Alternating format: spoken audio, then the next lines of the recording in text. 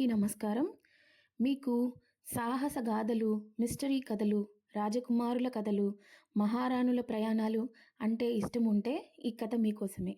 అయితే ఇంకా ఆలస్యం లేకుండా కథలోకి వెళ్ళిపోదాం రండి. ఇవాళటి కథ అమృత ద్వీపం రహస్యం.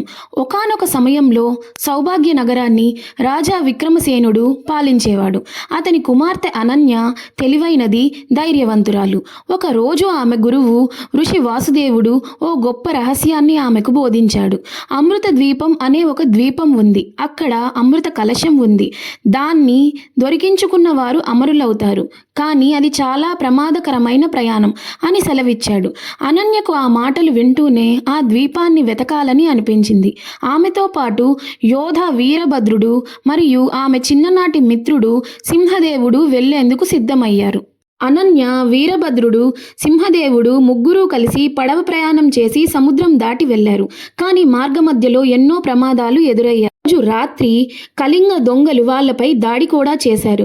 కానీ అనన్య తన తెలివితేటలతో వ్యూహం పన్ని వీరభద్రుని సహాయంతో వారిని ఓడించింది. అలా వారు తిరిగి ప్రయాణం కొనసాగించి మంత్రద్వీపం అనే ఒక వింత ద్వీపాన్ని చేరుకున్నారు. అక్కడ మాటలు చెప్పే పెద్ద పక్షులు ఉన్నాయి. ఒక పెద్ద రామచిలుక వాళ్లను చూసి, మీరు ఆ అగ్నిపర్వతం దిశగా వెళ్తే అమృత కలశం దొరుకుతుంది అని చెప్పింది. అనన్య, వీరభద్రుడు, సింహదేవుడు అగ్నిపర్వతం దగ్గరకు వెళ్లారు. పర్వతం లోపల నాగరాజు ఎదురొచ్చాడు. ఇక్కడ ఉన్న అమృత కలశాన్ని పొందాలంటే మీరు మీ లోపాలను అంగీకరించాలి. గర్వంతో ముందుకు వచ్చేవారిని ఈ మంటలు కరిగించేస్తాయి అని చెప్పాడు. అనన్య ఒక విషయం ఆలోచించింది. అహంకారం మనల్ని కిందకి లాగుతుంది, కానీ నిజమైన ధైర్యం మరియు జ్ఞానం మనల్ని ముందుకు నడిపిస్తాయి.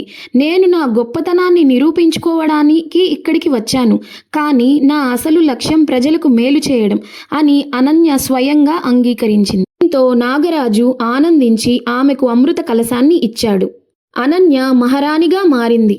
అనన్య రాజ్యంలోకి తిరిగి వచ్చి అమృతాన్ని ఉపయోగించి అనారోగ్యంతో ఉన్న ప్రజలకు వైద్యం చేసింది. అందరూ ఆనందంతో మహారాణి అనన్యకు జై అని నినాదాలు పలికారు. అందరూ ఆనందంతో మహారాణి అనన్యకు జై అని నినాదించారు. ఈ కథ ద్వారా మనకు తెలిసిన నీతి, గర్వం మనల్ని నాశనం చేస్తుంది, కానీ తెలివి, ధైర్యం మనల్ని విజయపదంలో నడిపిస్తాయి. మీకు ఈ కథ నచ్చిందా? ఇంకెన్నో అద్భుతమైన కథలు, సాహస గాథలు తెలుసుకోవాలనుకుంటున్నారా? అయితే మన ఛానల్ని తప్పకుండా సబ్స్క్రైబ్ చేయండి. వీడియోని లైక్ చేయండి. మీ అభిప్రాయాన్ని కమెంట్లో తెలియజేయండి. అలాగే మీ మిత్రులకు కూడా షేర్ చేయండి. తొందరలోనే ఇంకో అద్భుతమైన కథతో మీ ముందుకొస్తాను. జై హింద్.